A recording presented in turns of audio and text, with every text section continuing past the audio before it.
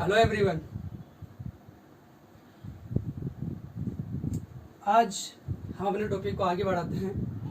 हम पढ़ रहे थे applications of biotechnology in medical field.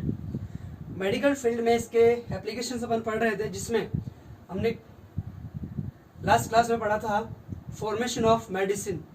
कौन कौन सी मेडिसिन का फॉर्मेशन किया जाता है। हमने बनाया था इंसुलिन, नेचुरली भी और बायोटेक्नोलॉजी का यूज़ करके भी हमने देखा था कि कैसे इंसुलिन का फॉर्मेशन किया जाता है। नेक्स्ट है application gene therapy. Gene therapy एक टेक्निक है जिसके थ्रू हेरेडिटरी डिजीज़ को ट्रीट किया जाता है, उसका ट्रीटमेंट किया जाता है। जैसे डिजीज़ है स्किड, हीमोफीलिया, ये हैं हेरेडिटरी डिजीजेज। इनका ट्रीटमेंट बायोटेक्नोलॉजी के एप्लीकेशन से यानी जीन थेरेपी से किया जा सकता है। ठीक है। अब इसमें एक्चुअली क्या करते हैं अपन, जीन इंसर्ट कराते हैं। जो भी डिजीज पर्सन है उसकी सेल में जीन को इंसर्ट कराएंगे। ठीक है, सेल या टिश्यू में इंसर्ट कराएंगे डिजीज के ट्रीटमेंट के लिए। ठीक है। अब सबसे पहले जीन थेरेपी जो है वो यूज की गई थी, वो किसके, first clinically gene therapy was given in 1990 to a 4-year old girl. 4 year की जो गर्ल है उसमें इस थेरेपी का यूज किया गया था। अब उसमें क्या था, कौन सी कमी थी उसके अंदर, adenosine deaminase deficiency. ADA enzyme है, ये एक एंजाइम है एडीए। तो इस बच्ची के अंदर 4 ईयर जो गर्ल है इसके अंदर ये वाला एंजाइम नहीं था, उसकी डेफिशिएंसी थी। तो इसको क्योर करने के लिए, ट्रीटमेंट के लिए जीन थेरेपी का यूज किया गया था। ठीक है। अब देखो, तो ये वाला एंजाइम एडीए एंजाइम जो है ये इम्यून सिस्टम के फंक्शन के लिए रिक्वायरमेंट होता है, जरूरी होता है, क्रूशियल होता है। ठीक है। एडीए एंजाइम इम्यून सिस्टम के फंक्शन के लिए, वर्क करने के लिए ये जरूरी होता है। ठीक है। अब देखो ये काम कैसे करता है, एडीए एंजाइम काम कैसे करेगा। देखो अब जैसे मान लो ये है gene of ADA, ADA enzyme का जीन है, इससे बनेगा एमआरएनए। एमआरएनए क्या बनाएगा, एंजाइम बनाएगा। ये जीन से बनेगा एमआरएनए, एमआरएनए से बनेगा एंजाइम। अब एंजाइम जो है, ये एंजाइम अभी हमने देखा क्या काम कर रहा है, ये इम्यून सिस्टम में वर्क करता है। तो ये क्या करेगा, maturation of T lymphocytes, WBC के टाइप्स होते हैं। तो ये एंजाइम टी लिम्फोसाइट्स के मैच्योरेशन के लिए जरूरी होता है, ये वाला एंजाइम। तो टी लिम्फोसाइट्स के मैच्योरेशन में हेल्प करता है ये एंजाइम। ठीक है। तो क्या होगा इससे, जब टी लिम्फोसाइट्स का मैच्योरेशन होगा तो इम्यून सिस्टम कैसा होगा, स्ट्रॉन्ग। कैसा होगा, स्ट्रॉन्ग। लेकिन अगर ये एंजाइम हो जाए म्यूटेंट, मतलब इसके अंदर क्या आ गया, म्यूटेशन आ गया, ये एंजाइम म्यूटेंट हो गया इसके अंदर, तो यहां पर इसके अंदर क्या होगा, जीन के अंदर क्या आ गया, म्यूटेशन। तो इसके अंदर एमआरएनए नहीं बनेगा, क्योंकि इसके अंदर क्या आ गया, चेंज हो गया, म्यूटेशन हो गया। तो एमआरएनए का फॉर्मेशन नहीं होगा। एमआरएनए का फॉर्मेशन नहीं होगा तो ये एंजाइम भी नहीं बनेगा, और ये एंजाइम नहीं बनेगा तो टी लिम्फोसाइट्स का मैच्योरेशन भी नहीं होगा। ठीक है। और इम्यून सिस्टम जो है वो स्ट्रॉन्ग की जगह कैसा हो जाएगा, ये हो जाएगा वीक। क्या हो जाएगा, वीक। और इसी डिजीज को या इसी कंडीशन को अपन बोलते हैं स्किड। इसी कंडीशन को अपन क्या बोलते हैं, स्किड। क्या बोलते हैं इसको अपन, स्किड। ये हो गया। अब इस डिजीज के ट्रीटमेंट के लिए हमारे पास में एक से ज्यादा ऑप्शंस है। क्या है, एक से ज्यादा ऑप्शंस है ट्रीटमेंट के लिए। एक तो अपन क्या कर सकते हैं, देखो इसके लिए चाहिए अपन को क्या, ये वाला एंजाइम एडीए एंजाइम चाहिए इसके ट्रीटमेंट के लिए। अगर ये वाला एंजाइम मिल जाएगा तो इनका मैच्योरेशन हो जाएगा तो इम्यून सिस्टम वापस से कैसा हो जाएगा, स्ट्रॉन्ग। तो फर्स्ट ऑप्शन यही है कि डिजीज पर्सन के अंदर जिस व्यक्ति में ये वाली बीमारी है, ये रोग है, उसमें ये वाला एंजाइम अपन इंसर्ट कराएंगे अपन। ठीक है, एक तो ये ऑप्शन हो गया। दूसरा bone marrow transplant. Bone marrow transplant करके भी अपन इस डिजीज का ट्रीटमेंट कर सकते हैं, ठीक है। एक दो ऑप्शन ही है, लेकिन इन दोनों में प्रॉब्लम क्या है, फर्स्ट जो भी अपन ने बताया कि ये वाला एंजाइम अगर अपन इंसर्ट करवाते हैं इंजेक्शन के थ्रू डिजीज पर्सन में, तो क्या होगा, ये इंजेक्शन बार बार लेना पड़ेगा, ये इंजेक्शन बार बार लेना पड़ेगा। दूसरा, अब दूसरा वाला ऑप्शन था बोन मैरो ट्रांसप्लांट वाला। बोन मैरो ट्रांसप्लांट में क्या होता है, एक तो चाहिए अपन को डोनर, जो अपना बोन मैरो डोनेट कर सके, वो डोनर चाहिए, तो इतना इजीली मिलेगा नहीं वो, तो ये एक तो पहली मुश्किल ये है। मान लो डोनर मिल भी जाता है तो क्या होगा, वो डोनर अपना बोन मैरो देगा, लेकिन पहले उसके लिए बहुत सारे फैक्टर्स मैच करने पड़ते हैं। जैसे ऑर्गन ट्रांसप्लांट करते हैं अपन, तो ऑर्गन ट्रांसप्लांट में भी बहुत सारे फैक्टर्स मैच करने पड़ते हैं, तभी वो ट्रांसप्लांटेशन हो पाता है। तो बोन मैरो ट्रांसप्लांट में भी यही होगा, बहुत सारे फैक्टर्स मैच करने पड़ते हैं, तो जब फैक्टर्स मैच होंगे तभी वो अपना बोन मैरो ट्रांसप्लांट कर पाएगा, ठीक है। एक ये वाली प्रॉब्लम आती है। अगर मान लो मैच हो भी जाता है तो क्या करना पड़ेगा, बोन मैरो ट्रांसप्लांट के अंदर किसी ने अपना डोनेट कर दिया बोन मैरो, तो जो डिजीज पर्सन है उसके इम्यून सिस्टम को सप्रेस करना पड़ेगा, क्योंकि वो अपना जो बोन मैरो है वो किसी और का आ रहा है इसकी बॉडी में, तो क्या करना पड़ेगा, इसका इम्यून सिस्टम सप्रेस करना पड़ेगा। इसका इम्यून सिस्टम पहले से वीक है और उसको सप्रेस कर देंगे तो यहाँ पर प्रॉब्लम जनरेट हो जाएगी, तो ये वाला भी ट्रीटमेंट प्रॉपर नहीं है इसके लिए, ठीक है। अब देखो नेक्स्ट, अब तो यहाँ पर इसके लिए एक प्रॉपर और एक अच्छा ट्रीटमेंट क्या हो सकता है, अपन यहाँ पर यूज करेंगे जीन थेरेपी टेक्निक। कौन सी टेक्निक यूज करेंगे, यहाँ पर अपन यूज करेंगे जीन थेरेपी टेक्निक। अब देखो इसमें क्या करते हैं, ये डिजीज पर्सन है, ये क्या है, ये है डिजीज पर्सन। अब इसमें सबसे पहले अपन क्या करेंगे, lymphocytes are isolated from patient, इसके लिम्फोसाइट्स को अपन बाहर निकाल लेंगे। इसके लिम्फोसाइट्स को अपन क्या करेंगे, इसके लिम्फोसाइट्स को आइसोलेट कर लेंगे, बाहर निकाल लेंगे। अब यहाँ पर देखो, यहाँ पर जो लिम्फोसाइट्स अपन ने निकाली है, ये लिम्फोसाइट्स, इन लिम्फोसाइट्स में एडीए जीन, यानी एडीए वाला जीन जो है, जीन ऑफ एडीए, वो सही है या खराब है, म्यूटेंट, ये वाला जीन इसके अंदर खराब है, म्यूटेशन है उसके अंदर। अगर वो सही होता है तो वो अपने आप बना लेता है एंजाइम, हमें ये सब करने की जरूरत नहीं पड़ती। तो यहाँ पर इसके अंदर जो ये लिम्फोसाइट्स हैं, इसके अंदर होता है म्यूटेंट जीन, यानी अच्छा जीन नहीं होता, खराब जीन होता है। अब इसके अंदर अपन क्या करेंगे, इंट्रोडक्शन ऑफ एडीए सीडीएनए, मतलब एडीए का अच्छा जीन, सही वाला जीन इसके अंदर जो लिम्फोसाइट्स अपन ने निकाली हैं, इन लिम्फोसाइट्स में इनको ट्रांसफर करेंगे, इंसर्ट कराएंगे। अब देखो यहाँ पर लिखा हुआ है एडीए सीडीएनए, क्यों लिखा है अपन ने, एडीए जीन है, जीन से क्या बनेगा, एमआरएनए, डायरेक्ट एमआरएनए बनता है, एचएनआरएनए बनता है। तो अपन क्या करेंगे, पहले उससे बचने के लिए एडीए जीन से एमआरएनए बनाएंगे, एमआरएनए से वापस क्या बनाएंगे, सीडीएनए बनाएंगे। तो यहाँ पर अपन डायरेक्ट सीडीएनए ट्रांसफर करते हैं, इसके अंदर डायरेक्ट सीडीएनए इसके अंदर ट्रांसफर करेंगे। तो मतलब एडीए का जीन इसके अंदर आ गया, डीएनए इसके अंदर आ गया, इंसर्ट करा दिया अपन ने। अब ये सेल कैसी हो गई, रिकॉम्बिनेंट सेल्स हो जाती है। कैसी हो जाएगी ये सेल्स हो जाएंगी रिकॉम्बिनेंट। अब हमें पता है कि जीन ट्रांसफर करना इतना इजी नहीं होता है, सारे सेल्स के अंदर जीन ट्रांसफर नहीं हो पाता है। तो इसमें से क्या करना पड़ेगा अपन को, जिन सेल्स के अंदर जीन ट्रांसफर हो चुका है, यानी रिकॉम्बिनेंट सेल्स, उनका क्या करना पड़ेगा अपन को, सिलेक्शन, उनका क्या करना पड़ेगा, सिलेक्शन। तो नेक्स्ट स्टेप है सिलेक्शन ऑफ रिकॉम्बिनेंट सेल। इनमें से अपन वो सेल सेलेक्ट करेंगे जो रिकॉम्बिनेंट हो चुकी है, और सेलेक्ट करने के लिए क्या काम में आता है, सेलेक्टेबल मार्कर्स, ठीक है। तो इनमें से अपन रिकॉम्बिनेंट सेल्स को सेलेक्ट कर लेंगे, ठीक है। ये आ गए हमारे पास में जेनेटिकली मॉडिफाइड सेल्स, ठीक है। जेनेटिकली मॉडिफाइड सेल्स अपन ने बाहर से इसके अंदर जीन डाला है, तो ये हो गई जेनेटिकली मॉडिफाइड सेल्स, ठीक है। अब ये हमारे पास में ओनली बहुत कम है अभी, तो सबसे पहले अपन क्या करेंगे, इसका नंबर बढ़ाएंगे। क्या करेंगे, नंबर बढ़ाएंगे। देखो हमारे पास में जीन या डीएनए नहीं है, पूरी सेल है, पूरी सेल है, तो सेल का नंबर बढ़ाना है अपन को बढ़ाना है सेल का नंबर। अगर जीन या डीएनए का नंबर बढ़ाना होता तो अपन टेक्निक यूज में लेते पीसीआर, पॉलीमरेज चेन रिएक्शन, लेकिन अपन को यहाँ पर क्या करना है, नंबर ऑफ सेल्स इंक्रीज करना है, सेल्स का नंबर बढ़ाना है। तो यहाँ पर क्या करेंगे अपन, इस कल्चर मीडिया में ही सेल्स को ग्रो करेंगे। तो यहाँ पर क्या होगा, सेल्स का नंबर यानी कौन सी सेल्स, रिकॉम्बिनेंट सेल्स का नंबर इंक्रीज हो जाएगा, बढ़ जाएगा। अब ये बहुत सारी सेल्स हो जाती हैं हमारे पास में।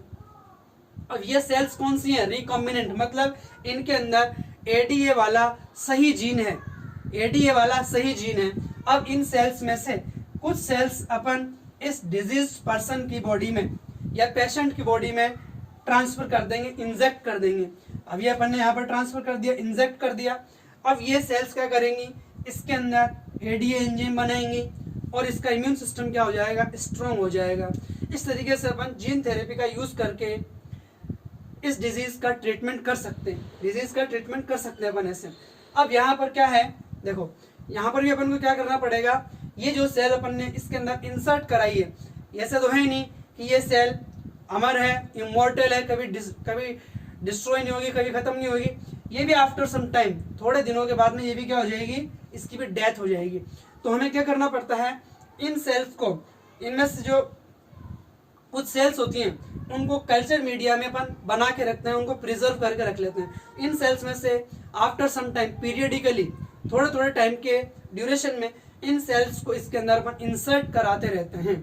तो इस तरीके से पीरियडिकली इंसर्ट कराएंगे तो इसके अंदर इम्यूनिटी या इम्यून सिस्टम जो है वो प्रॉपरली वर्क कर पाएगा, स्ट्रॉन्ग बना रहेगा। तो जीन थेरेपी का यूज करके अपन इस तरीके से हेरेडिटरी डिजीज का ट्रीटमेंट कर सकते हैं। तो एक और यूज था अपना मेडिकल फील्ड में जीन थेरेपी, ठीक है। अब देखो और इसके अलावा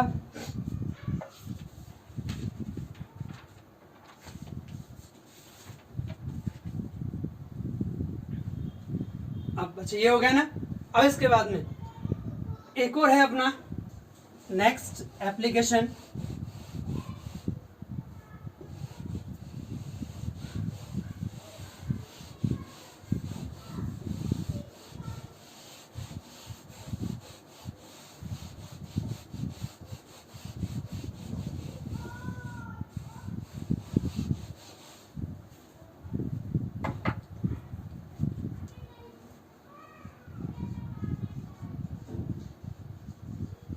मॉलिक्यूलर डायग्नोसिस, आणविक निदान। डायग्नोसिस का मतलब होता है बीमारी का पता लगाना, रोग का पता लगाना, ठीक है।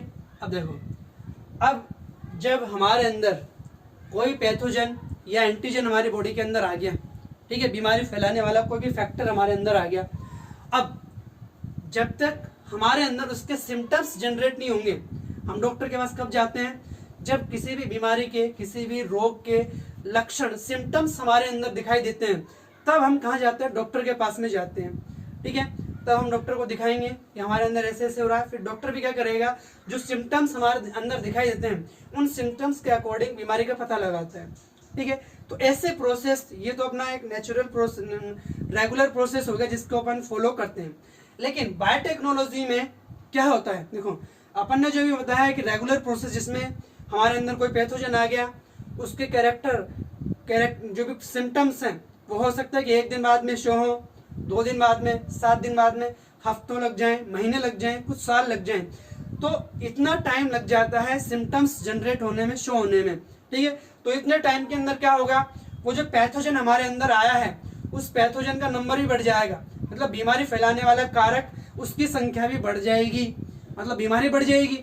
अब अगर ऐसा हो कि अर्ली स्टेज में, शुरुआती अवस्था में ही हमें पता लग जाए कि हमारे अंदर ये वाला पैथोजन है, ये बीमारी फैलाने वाला फैक्टर है, तो अच्छा होगा। और भी कैसे होगा कि हमें पता लग गया कि ये फैक्टर, ये पैथोजन हमारे अंदर है, तो हमें बेटर ट्रीटमेंट मिलेगा, एक अच्छा इलाज मिल सकेगा। उसको डिस्ट्रॉय करने के लिए कम टाइम में हम उसको डिस्ट्रॉय कर पाएंगे। और अर्ली स्टेज में क्या होगा, जो पैथोजन है उसका नंबर भी कम होता है, तो उसका उतना प्रभाव नहीं होगा, ठीक है। लेकिन ये कब कर सकते हैं अपन, जब बायोटेक्नोलॉजी का यूज करके कर सकते हैं अपन। ठीक है। लेकिन इस स्टेज में क्या होता है, कोई सिम्टम्स जनरेट नहीं होते, मतलब बिना सिम्टम्स दिखे ही हम बीमारी का पता लगा लें शुरुआती अवस्था में ही, वही क्या होती है, मॉलिक्यूलर डायग्नोसिस। ठीक है। अब देखो इसके अंदर कौन कौन सी टेक्निक्स आती है हमारे पास में। इसमें एक टेक्निक्स है, एक है पीसीआर, एक है एलाइजा या एलिजा, एक है ऑटो रेडियोग्राफी,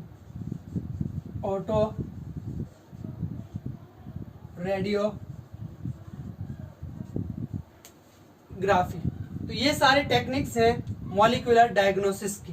ठीक है, बीमारी पता लगाने की अर्ली स्टेज में। ठीक है। अब जनरली क्या होता है अर्ली स्टेज में, जैसे अपन रेगुलर जो अपना प्रोसीजर होता है, सिम्टम्स दिखेंगे, डॉक्टर के पास जाएंगे, वो डिफरेंट टाइप्स के टेस्ट करवाएगा, ब्लड टेस्ट, यूरिन टेस्ट, इन टेस्ट के थ्रू बीमारी का पता लगाते हैं। ठीक है।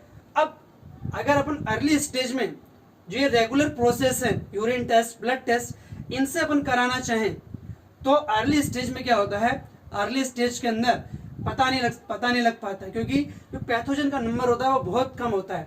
तो जो ये रेगुलर या पारंपरिक जो मेथड है डायग्नोसिस के, इनसे अर्ली स्टेज में पता नहीं लगाया जा सकता, क्योंकि नंबर ऑफ पैथोजन बहुत कम होता है अर्ली स्टेजेस में। तो यहाँ पर हम ये जो टेक्निक्स हैं इनका यूज करेंगे अर्ली स्टेज में बीमारी का पता लगाने में। तो जैसे सबसे पहले है पीसीआर, पॉलीमरेज चेन रिएक्शन। ठीक है। तो पॉलीमरेज हमने तो सुना है, पॉलीमरेज क्या काम आता है, पॉलीमरेज नंबर ऑफ डीएनए या आरएनए या जीन, उसकी बहुत सारी कॉपीज बनाता है ये फटाफट, बहुत जल्दी यानी कम टाइम में उसकी बहुत सारी कॉपीज बना देता है ये। तो जैसे मान लो अपन ने यहाँ पर ये पीसीआर के थ्रू पता लगा लिया कि पैथोजन हमारे बॉडी के अंदर है, पेशेंट कोई जो इन्फेक्टेड पर्सन है उसकी बॉडी के अंदर कोई पैथोजन है। ठीक है। अब उस पैथोजन का जो न्यूक्लिक एसिड है उसका नंबर अपन बढ़ा लेंगे पीसीआर से। किससे बढ़ा लेंगे, पीसीआर से बढ़ा लेंगे, और न्यूक्लिक एसिड का नंबर बढ़ जाएगा तो हम इजीली पता लगा सकेंगे कि इसके अंदर किस प्रकार का जो पैथोजन है वो एंटर हुआ है, उससे इन्फेक्शन हुआ है, और बेटर ट्रीटमेंट उसके अकॉर्डिंग हम ले सकते हैं। इसी के साथ साथ पीसीआर का यूज डिफरेंट टाइप्स के डिजीज, एड्स, कैंसर में जीन म्यूटेशन का पता लगाने में भी पीसीआर टेक्निक का यूज किया जाता है। तो एक होती है पीसीआर ये वाली। ठीक है। अब एक है एलाइजा या एलिजा। इसके अंदर अपन क्या करते हैं, देखो एलाइजा में अपन क्या करेंगे,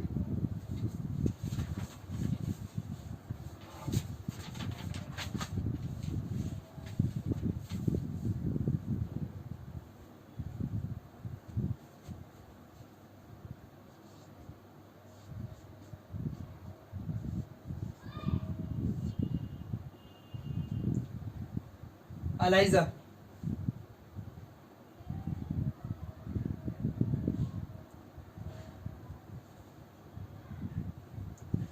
इसका नाम है full form enzyme linked immuno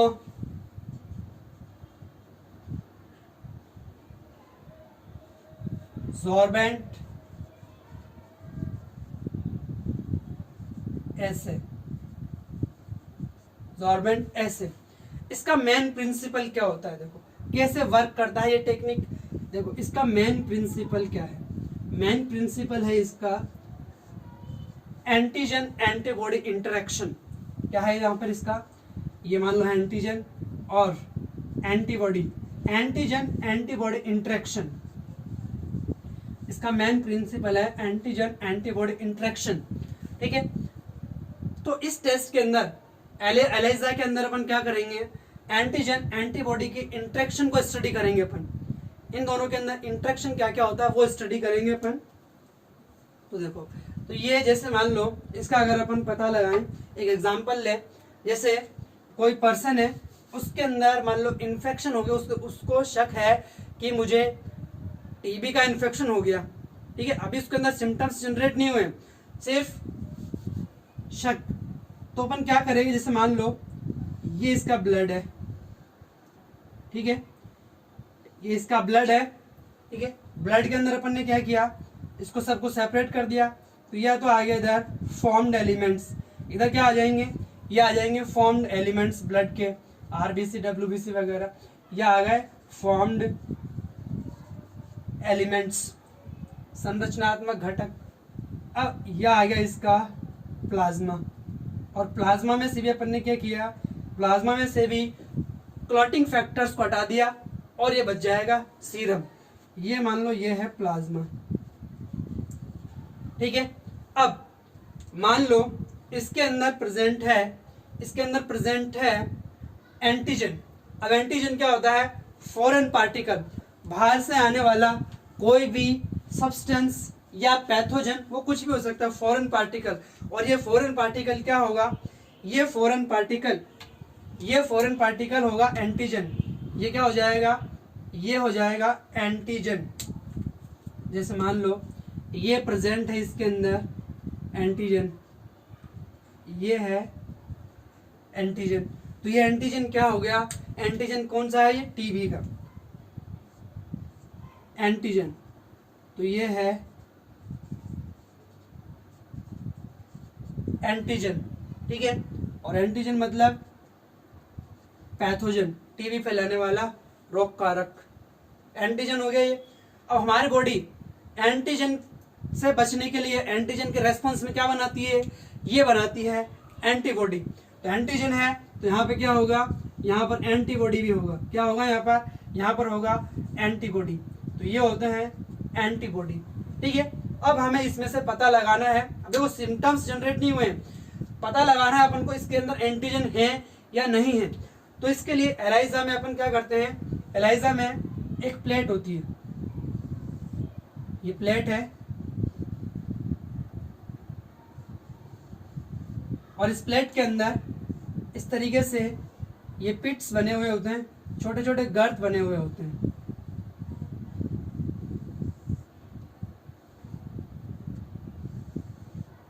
और इस गर्त में अपन जेल डाल देते हैं।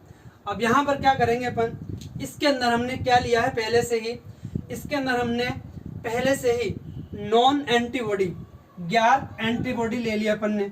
और वे एंटीबॉडी किसके लिए है, ये एंटीबॉडी है टीबी पैथोजन के लिए, टीबी फैलाने वाले रोग कारक के लिए एंटीबॉडी अपन ने ली है पहले से, नॉन है ये, स्पेसिफिक है ये, इसमें से नहीं लिया, हमें पता नहीं है इसके अंदर है या नहीं है, हमने इस प्लेट के ऊपर एंटीबॉडी ली है पहले से अलग से, ये एंटीबॉडी ले ली अपन ने, इसके ऊपर एंटीबॉडी है, ठीक है।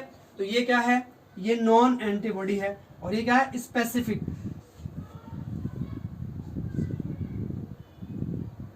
तो एंटीबॉडी और एंटीजन मतलब एक स्पेसिफिक एंटीजन के लिए स्पेसिफिक एंटीबॉडी होती है, हम ये भी कह सकते हैं एंटीजन और एंटीबॉडी एक दूसरे के लिए स्पेसिफिक होते हैं। एक एंटीजन है उसके लिए एक स्पेसिफिक एंटीबॉडी होती है, कोई और एंटीबॉडी उसके लिए वर्क नहीं करेगी उसके ऊपर, तो स्पेसिफिक एंटीजन के लिए स्पेसिफिक एंटीबॉडी होती है। तो इसके अंदर हमने ले लिया एंटीजन, एंटीबॉडी, ये है एंटीबॉडी, स्पेसिफिक एंटीबॉडी है किसके लिए, टीबी पैथोजन के लिए, ये ले लिया अपन ने। अब ये इसके अंदर से अपन ने सीरम लिया और यहाँ पर इसके अंदर पहुंचा दिया, ये है सीरम, क्या है ये सीरम लिया अपन ने और इसके अंदर ट्रांसफर कर दिया अपन यहाँ पर। अब देखो सीरम अपन लेंगे यहाँ पर, तो सीरम के अंदर जो एंटीजन है वो एंटीजन भी इसके अंदर जाएगा, अब इसके अंदर पहुंचेगा वो। अब देखो एंटीबॉडी पहले से अपन ने ले रखी है यहाँ पर, अगर इसके अंदर एंटीजन होगा तो इन एंटीजन और एंटीबॉडी में क्या होगा, इंटरेक्शन होगा। एंटीबॉडी अपन ने इसीलिए कि अगर ब्लड के अंदर या सैंपल के अंदर एंटीजन होगा तो उसके साथ इसका इंटरेक्शन हो जाए, तो इसके अंदर एंटीजन होता है, इसलिए यहाँ पर क्या हो जाएगा इनका, इसलिए यहाँ पर हो जाएगा इनका इंटरेक्शन, यहाँ पर क्या हो जाएगा इनका, यहाँ पर हो जाएगा इनका इंटरेक्शन। ये हो गया इंटरेक्शन हो गया। अब ये इंटरेक्शन हो गया, हमें इसका पता कैसे लगाएंगे कि यहाँ पर इनका इंटरेक्शन हो गया, ठीक है, इंटरेक्शन हो गया। तो ये तो हो गई फर्स्ट प्रोसेस इसकी, जैसे मान लो अपन इसको सीरम ट्रांसफर किया, यहाँ पर इसका इंटरेक्शन हो गया। अब हमें ये पता लगाना है कि एंटीबॉडी और एंटीजन का इंटरेक्शन हो गया और इन दोनों का एक कॉम्प्लेक्स बन गया। क्या बन गया? कॉम्प्लेक्स बन गया। तो इन दोनों के कॉम्प्लेक्स का पता लगाने के लिए हम एक एंजाइम काम में लेते हैं, हॉर्स रेडिस पेरोक्सिडेज एंजाइम।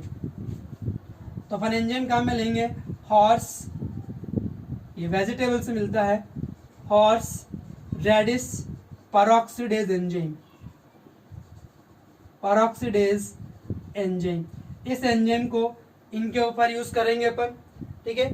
और अगर ये एंजाइम नहीं, अगर यहाँ पर एंटीजन और एंटीबॉडी का कॉम्प्लेक्स बन जाता है, मतलब इंटरेक्शन हो जाता है, तो ये कलर प्रोवाइड कराएगा। क्या करेगा?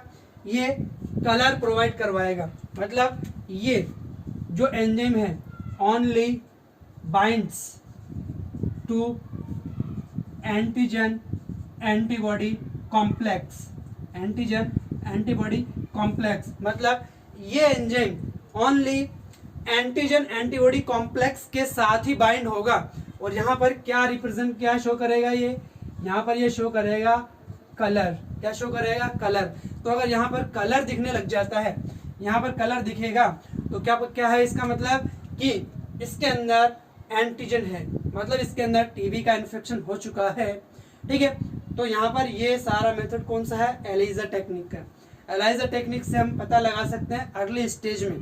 अब अर्ली स्टेज में पता लग जाएगा तो इसका प्रॉपर और एक अच्छा ट्रीटमेंट हो सकता है, ठीक है। तो एक टेक्निक तो ये वाली होती है एलिजा, ठीक है। नेक्स्ट अब एक है अपना ऑटो रेडियोग्राफी। ऑटो रेडियोग्राफी में अपन क्या करते हैं? देखो,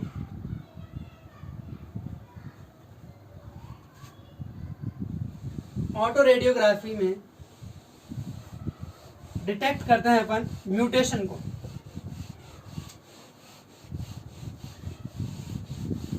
ऑटो रेडियोग्राफी में डिटेक्ट करते हैं अपन म्यूटेशन को।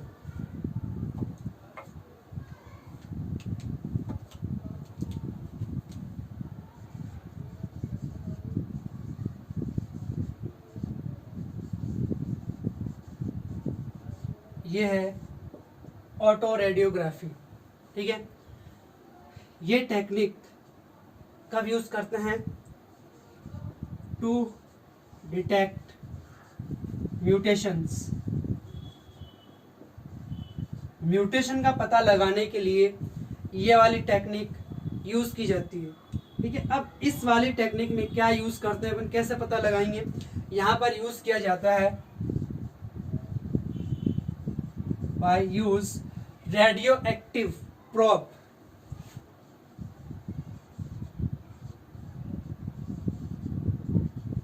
Radio active probe. अब ये प्रोब क्या होता है? प्रोब क्या होता है? प्रोब डीएनए या आरएनए का फ्रेगमेंट हो सकता है, ठीक है। और ये कैसा होता है? ये होता है कॉम्प्लीमेंट्री डीएनए या आरएनए। कॉम्प्लीमेंट्री, जैसे किसी का भी अपन को पता लगाना है, किसी भी डीएनए या आरएनए का पता लगाना है, जिसके अंदर हमें पता लगाना है कि उसके अंदर म्यूटेशन हुआ है या नहीं हुआ है, तो उसका कॉम्प्लीमेंट्री होता है। क्या होता है उसका? जैसे मान लो ये एक जीन है या डीएनए है, तो इसकी सीक्वेंस ये है, ठीक है। अब हमें इसके अंदर पता लगाना है कि इसके अंदर म्यूटेशन हुआ है या नहीं हुआ है। तो इसका पता लगाने के लिए जो दूसरा फ्रेगमेंट ऑफ डीएनए या आरएनए यूज किया जाएगा, वो उसको अपन बोलेंगे प्रोब। और ये प्रोब क्या होता है? इसका कॉम्प्लीमेंट्री होना चाहिए। वो क्या होना चाहिए? कॉम्प्लीमेंट्री होना चाहिए। अब कैसे काम करेगा ये? अगर इसके अंदर म्यूटेशन हो जाता है तो ये प्रोब इसके साथ नहीं जुड़ेगा। अगर इसके अंदर म्यूटेशन नहीं होता है तो ये प्रोब इसके अंदर इजीली जुड़ जाएगा। अगर ये इसके साथ कंबाइन हो जाता है, मतलब म्यूटेशन नहीं हुआ है, क्योंकि दोनों क्या है? कॉम्प्लीमेंट्री हैं एक दूसरे के। अगर म्यूटेशन हो जाएगा तो मतलब इसके अंदर सीक्वेंस चेंज हो जाती है, जिसकी वजह से ये इसके साथ कंबाइन नहीं होगा, जुड़ेगा नहीं। तो जुड़ेगा नहीं तो अपन क्या समझेंगे कि इसके अंदर क्या हो गया? म्यूटेशन हो जाएगा, ठीक है। तो प्रोब यहाँ पे क्या होता है? प्रोब यहाँ पे होता है कॉम्प्लीमेंट्री डीएनए या आरएनए होता है।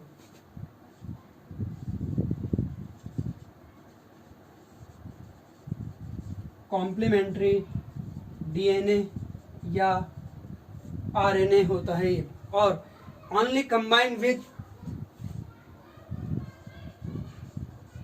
only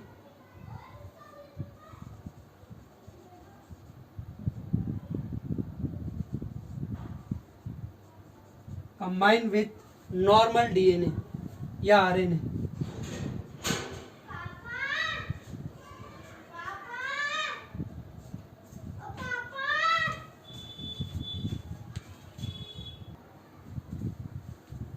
तो देखो हम बात कर रहे थे इसकी प्रॉप की, तो ये ओनली किसके साथ जुड़ता है, ये जुड़ता है नॉर्मल डीएनए और आरएनए के साथ या जीन के साथ ही जुड़ेगा ये, ठीक है। मतलब not combined with mutated gene, जिसके अंदर म्यूटेशन हो जाएगा उसके साथ ये नहीं जुड़ेगा। जैसे मान लो ये है अपना कौन सा, ये है रेडियो एक्टिव प्रॉप,